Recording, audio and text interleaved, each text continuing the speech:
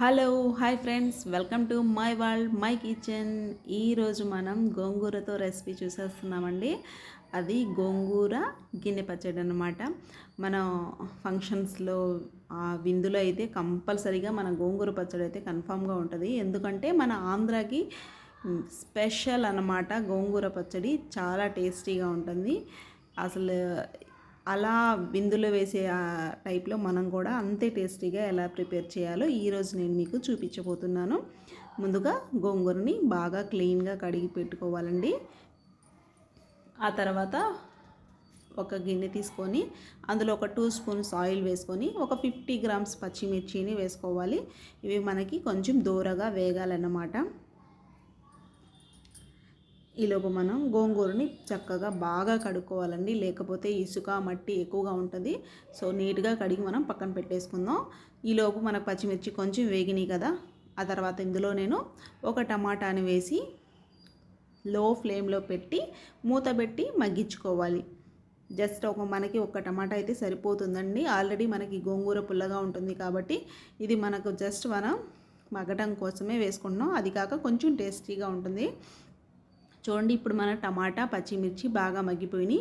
ఇప్పుడు ఇందులో మనం బాగా క్లీన్ చేసి పెట్టుకున్న గోంగూర అండి 1కి 4 సార్లు కడుక్కొని క్లీన్ చేసుకోవాలి. లేకపోతే ఇందులో ఇసుక మట్టి ఎక్కువగా ఉంటుంది. సో జాగ్రత్తగా బాగా క్లీన్ చేసుకోవాలి. ఇప్పుడు ఈ గోంగూర అంతా ఇలా ఆ గిన్నెలో వేసేసి మూత పెట్టేసి ఒక 5 మినిట్స్ తర్వాత చూడండి ఎలా అయిపోయిందో. గోంగూర అంతా కలర్ అంతా చేంజ్ అవుతుంది కదా. మనం దీన్ని మరొకసారి కొంచెం బాగా కలిపేసి అంతా అటు ఇటు మొత్తం బాగా కలుపుకోవాలండి. ఆ తర్వాత ఇందులో కొంచెం మగ్గిన తర్వాత ఇందులో ఒక 1 స్పూన్ పసుపుని యాడ్ చేసుకున్న తర్వాత దీన్ని మనం బాగా ఒకసారి కలుపుకొని మూత పెట్టి ఒక 5 మినిట్స్ మగ్గనిద్దామండి. అంతే, మనం ఇందులో ఎక్కడ వాటర్ అనేది యాడ్ చేయట్లేదు. జస్ట్ మన టమాటా గోంగూరలో ఉన్న వాటర్ తోటే ఉడికిపోతుంది అనమాట. అప్పుడే మనకి గోంగూర పచ్చడి అంత టేస్టీగా వస్తుంది.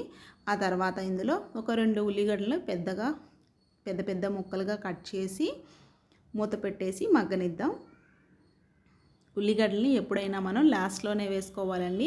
అప్పుడే ఈ గోంగూర పచ్చడి టేస్టీగా రెడీ అవుతుందన్నమాట. ఇలా అయిన తర్వాత చూడండి బాగా మగ్గిపోయినాయి. ఇప్పుడు ఇందులో నేను కొంచెం కల్లుప్పు వేసుకుంటున్నా టేస్ట్కి సరిపడినంత. ఆ తర్వాత గ్యాస్ కట్టేసాం కదా. గ్యాస్ కట్టేసిన తర్వాత మాత్రమే ఇందులో మనం కొత్తిమీర వేసుకోవాలి. కొంచెం ఎక్కువ వేసుకుంటున్నానండి, చాలా టేస్టీగా ఉంటుంది కొత్తిమీర వేసుకోవడం వల్ల. ఆ తర్వాత ఇందులో మనం ఈ పప్పు గుత్తితోటి ఇలా స్మాష్ చేసుకోవాలి. మరీ ఎక్కువగా మెత్తగా చేసుకోవాల్సిన అవసరం లేదండి. ఇలా నేను చూపిస్తున్నా చూడండి, కచ్చా పక్కాగా మెత్తగా చేసుకోవాలన్నమాట. ఆ తర్వాత పోపు పెట్టేసుకుందాం. ప్యాన్ తీసుకొని 2 స్పూన్స్ ఆయిల్ వేసుకున్న తర్వాత ఇందులో ఒక 1 స్పూన్ మినప్పప్పు, అలాగే 1 స్పూన్ జీలకర్ర, ఆవాలు, అలాగే 2 రెమ్మల కరివేపాకు బాగా వేసుకొని కలుపుకోవాలండి. కొంచెం ఫ్రై అయిన తర్వాత ఇందులో మనం ఎండుమిర్చిని కూడా 2 ముక్కలుగా చేసేసుకొని వేసుకుంటున్నాం.